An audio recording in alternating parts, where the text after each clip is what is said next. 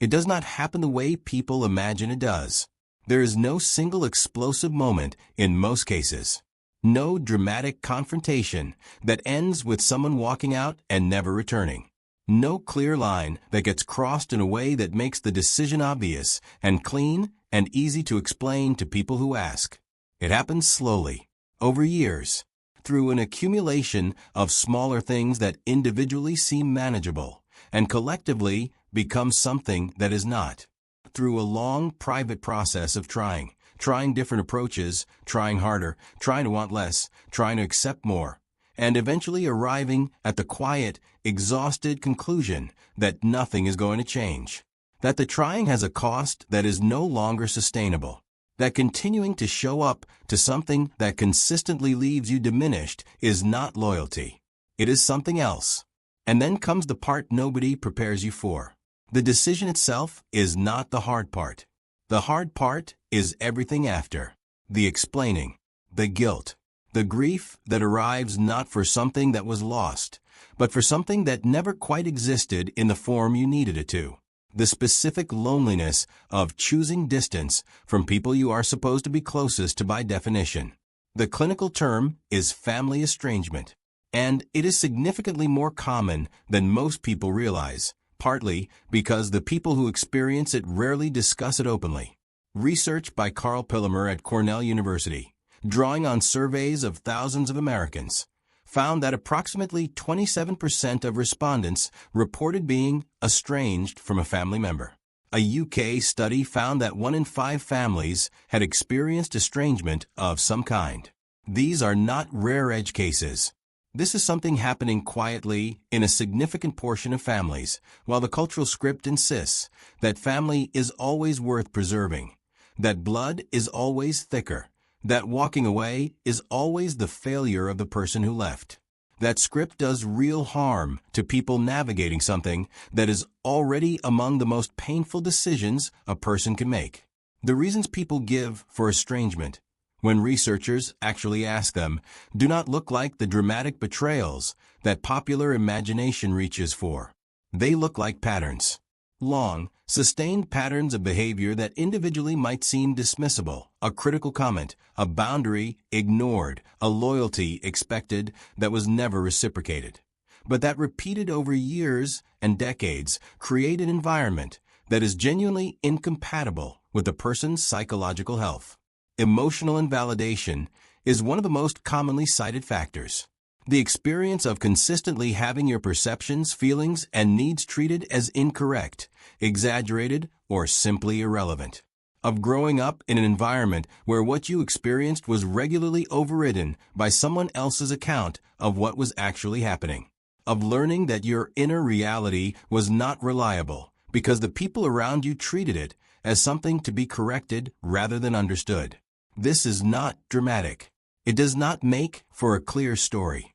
It is very difficult to explain to someone who has not experienced it, because each individual instance sounds manageable, and the cumulative effect is almost impossible to convey without sounding like you are catastrophizing, which is frequently exactly what the family member in question will say you are doing. There is a concept in psychology called enmeshment, a family dynamic where individual boundaries are poorly defined, where autonomy is treated as disloyalty, where the emotional needs of the family system take consistent precedence over the needs of the individuals within it. In enmeshed family systems, growing up and developing a separate identity, with your own values, your own choices, your own life that does not center the family, is experienced by other family members not as normal development, but as rejection, as betrayal, as something that needs to be corrected or punished back into conformity. People who grew up in systems like this often spend decades trying to find the version of themselves that is acceptable to the family while also being recognizably themselves. Adjusting, accommodating, making themselves smaller in some areas and larger in others. Searching for the configuration that will finally produce the acceptance they have been seeking since childhood. At some point, some of them realize there is no such configuration, that the acceptance on offer has always been conditional on a version of themselves that requires too much to maintain. and that the cost of continuing to search for it is paid in the currency of their actual life. There is something that happens inside a person who is considering estrangement that deserves to be named carefully. It is not anger, not primarily. Anger is usually present at some point, but it is not what drives the decision in most cases. What drives it is grief. A grief that has been building for a long time and that most people try very hard not to feel, because feeling it means accepting something they do not want to accept. That the family they needed and the family they have are not the same thing. That the relationship they kept trying to repair was, in its essential form, not reparable in the way they hoped.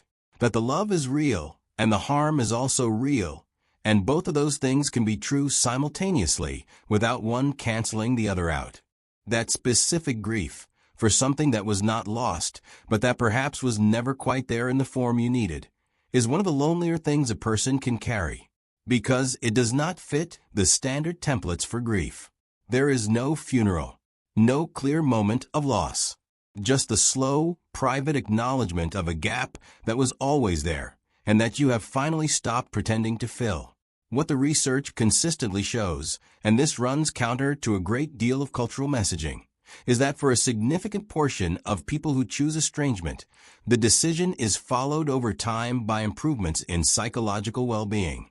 Studies examining outcomes for people who have reduced or ended contact with family members report lower rates of anxiety and depression, higher self-reported life satisfaction, and a greater sense of personal agency. Not immediately. The immediate period is almost always painful.